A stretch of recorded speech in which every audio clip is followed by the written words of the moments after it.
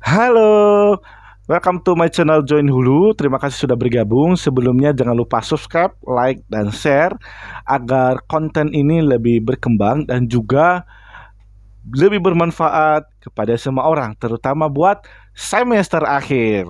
Kali ini gue akan menjelaskan karena gue sekarang lagi semester akhir. Konten ini mungkin berbeda dengan konten-konten saya sebelumnya. Ini gue akan membahas tentang karya ilmiah skripsi. Nah, kali ini gue karena masih tahap pertama, gue semester akhir tahap pertama, dan ini harus pengajuan judul dan juga pengajuan tentang semua metode penulisan skripsi. Kali ini gue sudah mempersiapkan nih sejauh mana persiapan saya dalam menulis skripsi. Ayo kita cek. Nah, kali ini gue sudah mempersiapkan dalam skripsi, terutama dalam judul buku yang saya gunakan dan juga referensi yang akan saya pergunakan nantinya. Nah, mungkin pada konten yang part pertama ini masih belum lengkap dan akan saya berikan part kedua, part ketiga sampai terakhir nanti saya wisuda pun akan saya tetap share kepada teman-teman.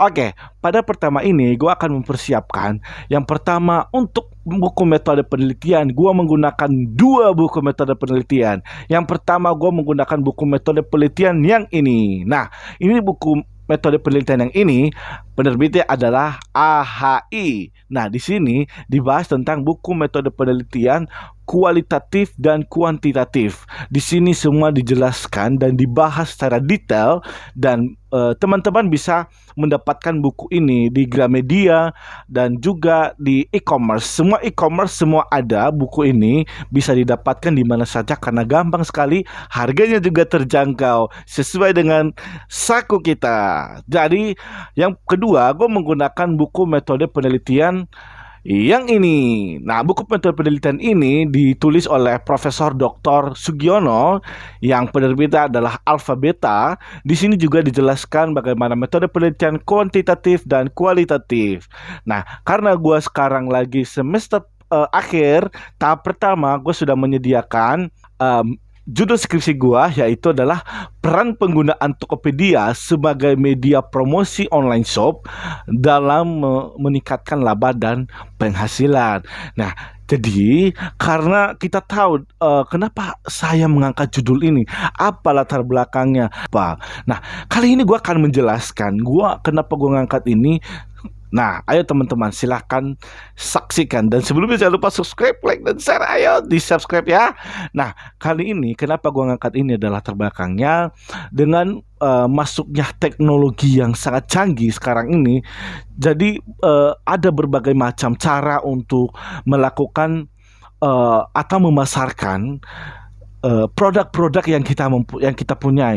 Jadi gini, masa kita punya produk kita nggak bisa memasarkan, misalnya kita hanya menggunakan menjual produk kayak alat kesehatan. Nah, menggunakan kalau hanya secara offline kita menjual, pastinya omsetnya itu, apalagi di pandemi seperti ini, pastinya sangat turun sekali omsetnya. Apalagi di pandemi ini, memang kalau menggunakan kesehatan itu pasti banyak digunakan. Akan tetapi untuk yang offline sendiri pastinya lebih sedikit laba dan penghasilannya. Nah, kali ini karena sudah ada teknologi e-commerce, saya menggunakan Tokopedia sebagai e-commerce saya dalam penelitian. Kenapa saya menggunakan Tokopedia? Karena Tokopedia ini dari 2019 sudah menduduki peringkat pertama di Indonesia.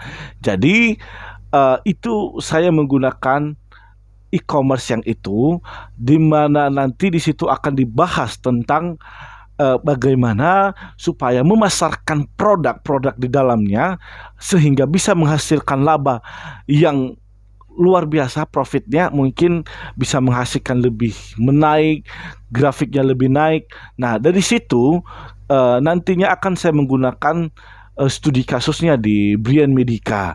Nah, kali ini dalam latar belakang ini gue masih belum lengkap menceritakannya semua, dan itu secara garis besarnya karena menurut saya pribadi, atau saya lihat bahwa di masa pandemi ini kalau kita tidak bisa memanfaatkan teknologi yang sudah canggih, kita akan ketinggalan dan akan mendapat omset yang akan turun.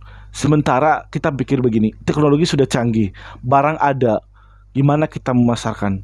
Nah, ketika ada e-commerce seperti ini, terutama Tokopedia, jadi kita bisa sudah mendapatkan barang, kita ada dapat barang, mendapat profit tinggi, kita mendapatkan laba yang luar biasa. Akhirnya kita bisa sukses. Jadi di part pertama ini, nah gue sudah ada judul, gue sudah ada latar belakangnya. Jadi kenapa gue tadi menggunakan, sebenarnya bisa saja saya menggunakan e-commerce yang lain. Cuman kalau saya kalau menggunakan semuanya, untuk data-data saya gunakan pastinya lebih banyak.